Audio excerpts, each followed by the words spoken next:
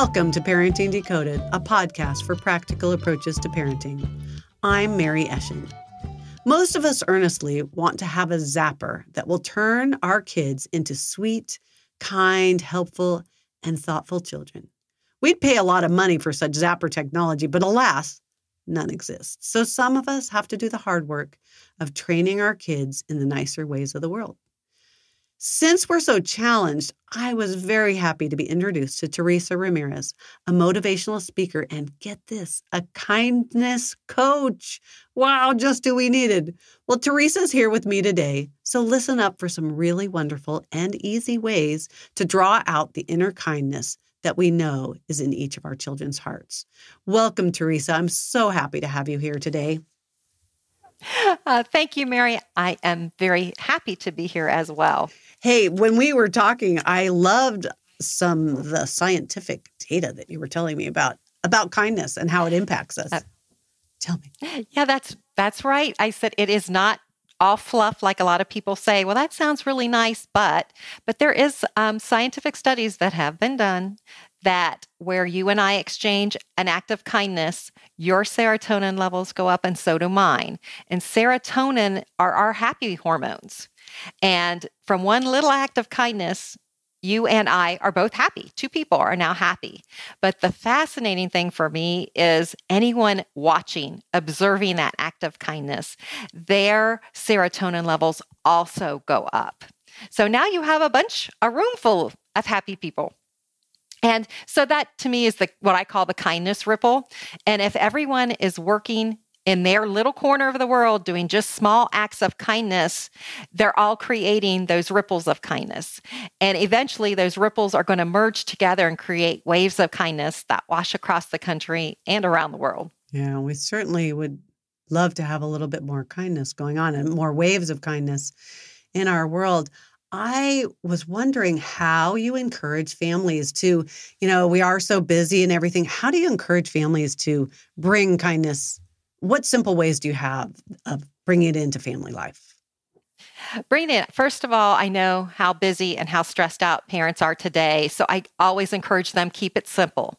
You're just going to weave it in to your day-to-day life, whether that be holding a door for someone, just saying please and thank you, going back to the basic manners, whether that be grabbing the grocery cart that's sitting in the middle of a parking spot, and that doesn't take you any time, cost you anything. None of these things do. And a second of your time, but now you've opened up a parking space for someone and made someone else's life easier. So just those day-to-day simple acts is what I said. I know I can give you one example. Again, a simple act, but huge impact. When, again, in the grocery store, a woman with a little toddler in the cart, she's crying. She can't get the produce bag open. Now, we've all been there, Mary, where you can't get that stupid plastic bag open. Yeah. And another customer saw her, walks over and just does whatever, and opens the bag. He took that woman's day and made it from a really not going well day to a happy, great day. Just from one, opening up a plastic bag. That's all he did. And those are acts your children are going to witness you doing. And they will, the more of that you do, the more they're going to emulate that behavior. Right. So modeling is one of the keys. It's Absolutely. Like, how are we doing on, are we taking the shopping cart in? Are we helping the people open their bags of, those plastic bags in the grocery store or that kind of stuff? What about, how do we actually get our kids to feel motivated to do those acts of kindness? That, some kids are going to be more apt to do it quicker than others. And I think it takes a lot of patience on our part. But if we just keep doing it, because you have to make it a habit yourself. If you're not in the habit of doing these things or kind of pointing stuff out for your children, you have to make it a habit yourself. But you want to be kind to your children. Start by that. Taking little sticky notes, put them on the bathroom mirror. It says, "Good morning, sunshine." Put a little note in their lunchbox. If they have the big math test that's coming out that your child studied weeks for, put a note on the math book or somewhere in the backpack where you know they're going to see it before the math test that says, you got this.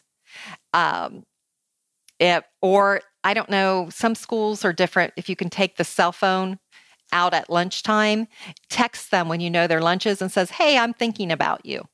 Just start with those little things for your children. A note at breakfast or something, just to get their day started by showing them how much you care about them and showing them little acts of kindness. A little treat maybe, or bring them a little flowers. Yeah. That kind of thing. Yeah. Or I think we've talked about this before. Each child gets their own night for their own favorite dinner. And then you all make that special dinner together. Those, that shows that you care, and that is an act of kindness to your child. And the more you do that, you're making a habit for yourself, but the more your child's going to say, oh, okay, then they'll start doing it in return. In my podcast, I talk a lot about having family meetings, and I think this kindness idea could fall really nicely into a family meeting where everybody sits at the dinner table. I like to have it around a table, but you can have it wherever, in the living room or something like that. But that one of the kids starts writing down ideas for how could you be kind to each other in the house. Like, could you do a chore for somebody where it's, that somebody's supposed to take out the trash bins and you just kind of sneak and do it ahead of time. Sort of like your stealth. How do you be kind in a stealth way? Like, how do you make somebody's bed really fast in the morning, and so that they can come home and say, whoa, I know that for me, I love it when my husband stealth empties the dishwasher. That is so cool. Ooh. It's like, and I know that it's fun to see little notes back and forth, and but having a family meeting to talk about what kind of stealth kindness could you implement, and maybe have a goal of once a week. You have a, how there's that secret Santa? Remember? Yes, it could be secret kindness, like who did the kindness for me this week, and pull names or something like that. I never even thought of that when we were talking earlier. Or just, that'd be fun. Yeah. No, that's okay. That's okay. No, that's a great idea. And just, because every family's different, but if someone has a practice for one of their activities or has a tournament and the other one's home, they can easily do that while they're out of the house. Or if they're gaming and they get so intense in the game, you can sneak out and go empty the dishwasher, take out the trash, make the beds, whatever the chore list is, but you can easily sneak that in. You just have to be, again, it has to be a habit. So you have to be thinking about it. But how do you make it be? I know that some of the families would go like, wait, so if my kid's sitting there gaming and I'm doing an act of kindness for them by doing their chores, how do you make it so that their chores don't become your chores because they take advantage of you? There's that sense of entitlement. How do you balance that so that you feel like it's a kindness and not that you're taking on chores? Well, the hope would be that everybody's doing something for somebody else. Well, and I think that is the hope. But I think that talking about it and talking about that kindness and kind of like assign it so that it becomes a habit. It's like, okay, well, this week we're going to do another round of kindness, and and at the end of each week have. If you're doing the family meetings once a week and the kindnesses are going to be based off once a week, do at the very beginning of the meeting say, okay, now we have gratitude and we thank each other for doing that act of kindness. Great, morphing that. I like that. Have a wrap up from the previous. Did people notice the acts of kindness? Did people notice, and aren't you appreciative? And so that's practices showing gratitude, saying that thank you, and appreciating what was done. That's a good hat. And recognizing that it was done. My next podcast is how do we do thankful? How do we be thankful? So I'll try to tie this into that. Try. We can weave that in there. Right now, we've been talking a bunch about how to do kindnesses in our family, like little notes to each other. Your kids could draw pictures, to things like that. But how do you bring it outside the home? Like, what kind of ideas do you have for doing that? For bringing it out, and we can take it back to the family meeting and turn it into, okay, here is a list of acts of kindness we can do for the community, and they pick one. And those can be, because I know I have a niece and nephew who did it, they planted flowers, and then they had a bunch of mason jars that someone had given them. And they put the flowers in the mason jars and took them around to meet all their neighbors because they are new to the neighborhood. And everybody was just shocked for one, which is kind of sad, but just very thankful and appreciative. And, people love that. You can clean, pick up trash. That's sadly always needed, no matter where you are, whether it's in the park, on the beach. I'm going down because when we're recording this, it's just before Arbor Day and Earth Day. And I'm going down on the river here in Cincinnati to help with a group of people and just to clean up the river. So you could say, if you live, let's go pick up trash, pick a day, let's go do the trash in the river, the beach, the park, etc. If you're just walking down the street and you see litter, start picking that up. Another thing you could do, which get with the neighborhood, collect canned foods, go door to door and collect canned foods for the food bank. But these are all different activities, and whatever, they pick each one once a week, once a month, whatever works for the family. Lemonade stands, bake sales, and any money you make from that, donate it to your favorite charity. And you do that, you're making the lemonade together, you're making the brownies together, and the end result is someone benefits from that in the community. We used to, when my boys were little, we used to have a monthly we made about 100 bag lunches for the homeless. Because the homeless food bank, where they would get a meal on Friday nights, they didn't get a meal on Saturday. So we volunteered to take one Friday a month to make the bag lunches. And it was really great. I mean, it was a fun activity we had about 8 families putting together, and everybody brought some of the supplies for it. And we took it down, and we actually got to meet some of the homeless people and hand them out. And they were very grateful. And it was heartwarming for our family as a whole. That is. I was just going to say another thing you could do, nursing homes, and especially even since COVID, so many people don't have family at all or have very little family that come and visit them. So, and I found you can do this, at least here. So you call your local nursing home, get the first name of all the residents, have an afternoon where you just write cards and you can personalize them because they've given you the first name, and just and that can be construction paper, plain white paper. I get some of those greeting cards in the mail because I gave a donation to somebody and I get free greeting cards. Use those. I mean, anything like that. So it doesn't cost a lot. And it just, again, it's teaching that kindness. And it's another thing to add to the list of things they might want to do. Getting them to think outside the home.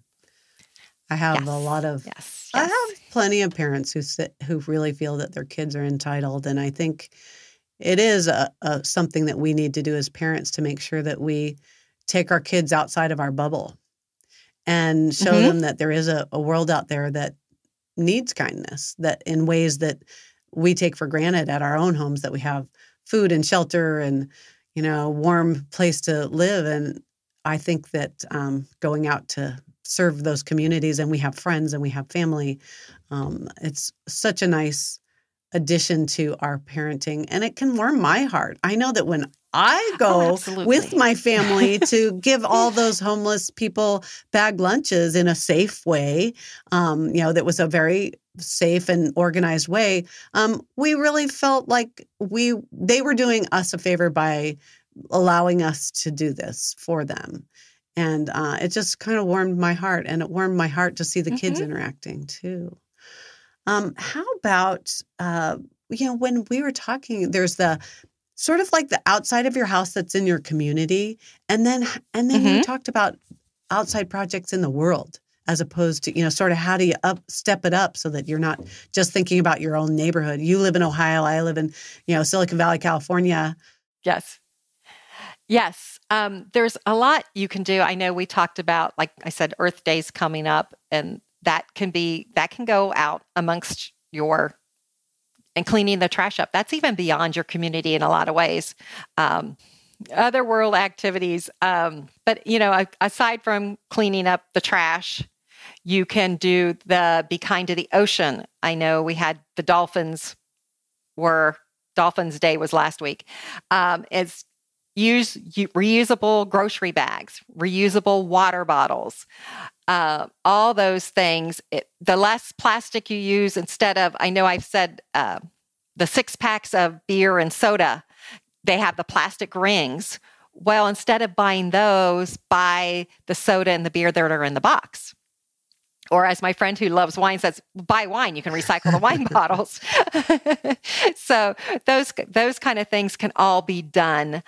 We can take that into also being kind to animals, spay and neuter your pets so we don't have all the unwanted pets running around.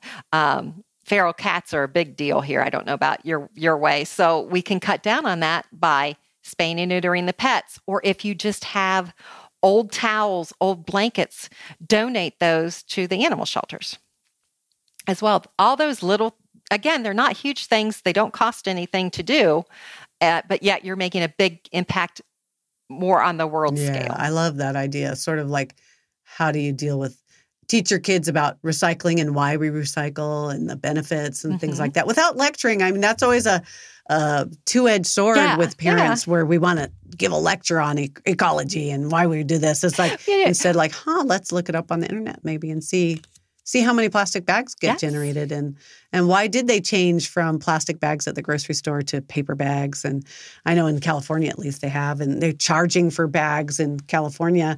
They have for years. In Ohio too? No, they're not. They're getting ready to get rid of all the plastic here, and so they'll have paper. But they're saying, we want you to use the reusables. Yes. They're really pushing that. But if you forget it, there's paper there. Paper is biodegradable. It's recyclable. You can use that.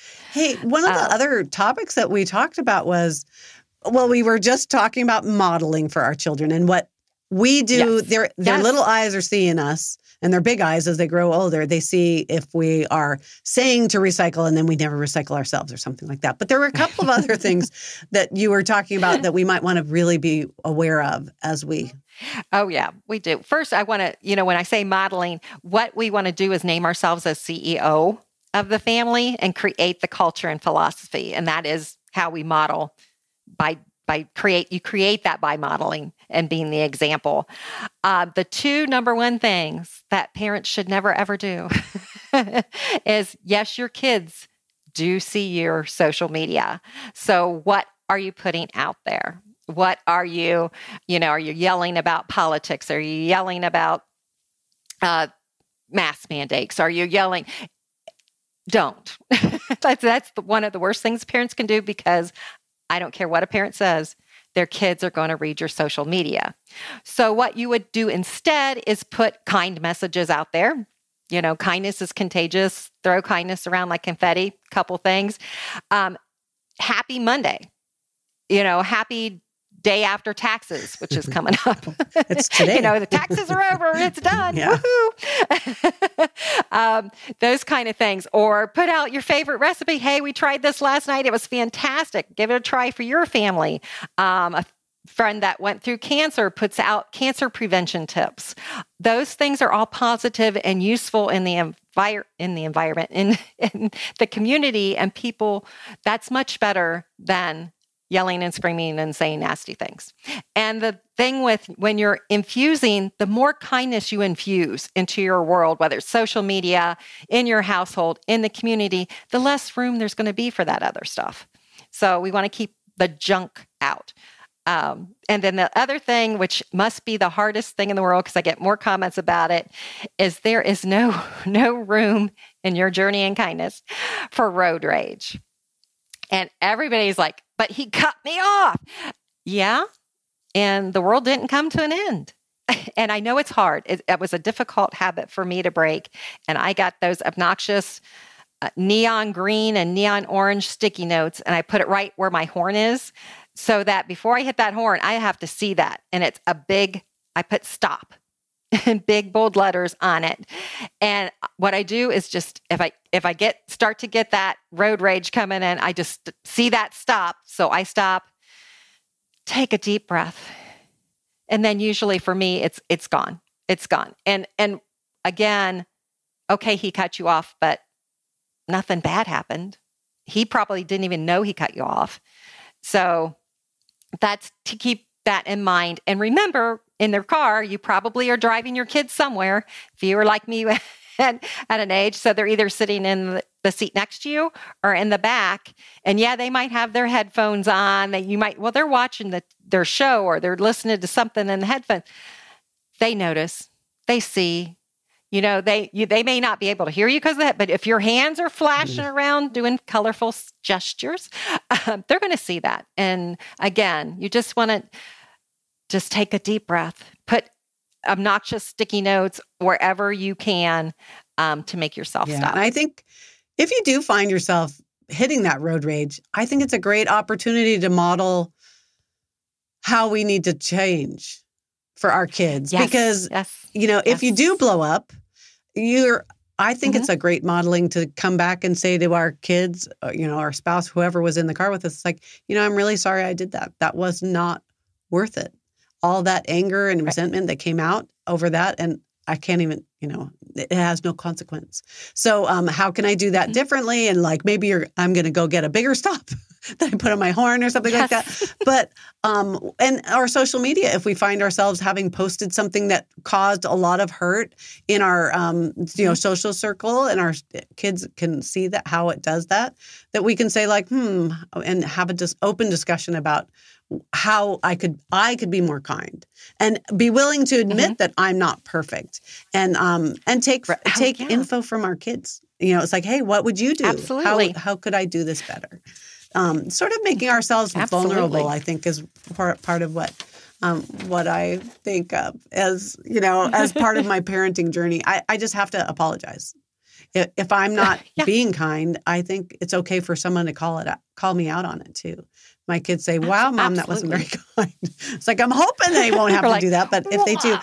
Hey, I also wanted to mention, I had found a really fun article that I shared with you that both of us loved. Yes. It's by Happy You, Happy Family. And she has this woman, Kelly, she writes a regular blog, and she has 38 ideas for acts of kindness in your household. A bunch that we've already talked about, like writing the notes and stuff like that. A couple more that I want to mention really quick. And I'm going to put a link to her article in my podcast notes. But one of the ones that's really sweet is having a longer hug.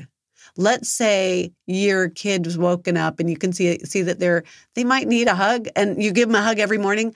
Give them a 6-second hug instead of a 2-second hug. Just that simple act of kindness is like, oh, wow, I don't know. Sometimes I'll meet a friend and they'll give me a hug and they'll be extra long. It's like, wow, that felt so nice. Making dates for, your kid could make a date for someone in their household and make brownies and sort of like have a special moment with you. You could brag about each other in your house. I love that idea of like, oh, Sally just did this amazing thing. And I couldn't believe that, she's grown so much, or whatever. Things that are our kids' ears perk up when they hear us talking about them in a positive way. Other things was taking sidewalk chalk and writing really fun things on the sidewalk, really positive messages outside your house or in a parking lot.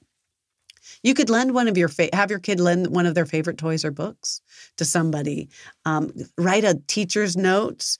You could just phone a friend that you haven't talked to in a while. Maybe an elderly person that that doesn't get many phone calls would be really nice. You could also make a double dinner. She had an idea where if you're cooking, let's say spaghetti and meatballs, make twice as much and give the dinner to somebody just as a blessing and an act of kindness. But adopt a parking lot. We talked about making care packages. Oh, I want you to tell about the things that you do for the homeless people that are standing at the stoplights.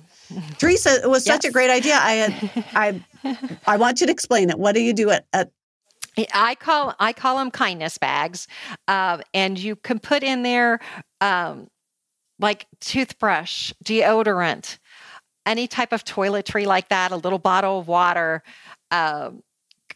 peanut butter crackers. I use Kind snack bars myself. anything, so they have a little snack, they got a little water, in the wintertime here, I'll put in gloves and a hat. And if I pass somebody with a sign, I'll hand them the bag. You can put money in there if you want to, but you don't have to. That's up to you. That's your call. So yeah, those are kindness bags. And I love that idea. Every time I go to a stoplight and I'm sitting there looking at that person, or of course we're trying to not look at that person and feeling bad, like what's my response as a Christian, as a person who has empathy for people in difficult situations, but at the same time, I don't personally think that standing at a stoplight is the best method, but at the same time, so I don't want to give them money, but I like that idea. I would feel like I helped them in some way. Yeah, and then you can do it as a family, do a little assembly line. You can go to the discount stores and get the stuff to go in the bag, and as a family, decide what you want to put in each bag. And that the kids can hand the bag out the window to the person. Yes, absolutely. I love that idea. Hey, as we wrap up, I want you to tell everybody what act of kindness that you have. You have a Facebook page that they can go to. Tell them what it is and how they get it. I do have a Facebook page. It's facebook.com/journey in kindness. And if you go out there, there'll be a place where you can fill out a little form, and I will give you each a free bottle of blowing bubbles. Blowing bubbles just brighten your day. And I have yet to find anybody that doesn't smile the minute I say the word blowing bubbles. Everybody, if you're our age, you've got lots of memories. The kids just love them. I know my nieces and nephews ask me to bring them more. So I'd be more than happy to give each of you a bottle of bubbles. That's such a sweet offer. And I will put a link to that, how to get to your Facebook page in the podcast notes as well. But this has been just such a fun talk. I really appreciate your ideas for kindness. I couldn't say that there's anything better in the world that we could do right now than to be more kind to each other. And I really appreciate your time. Oh, thank you so much, Mary. I appreciate you having me on. All right. Well, thanks, audience, for listening, and I hope you have a blessed rest of your day.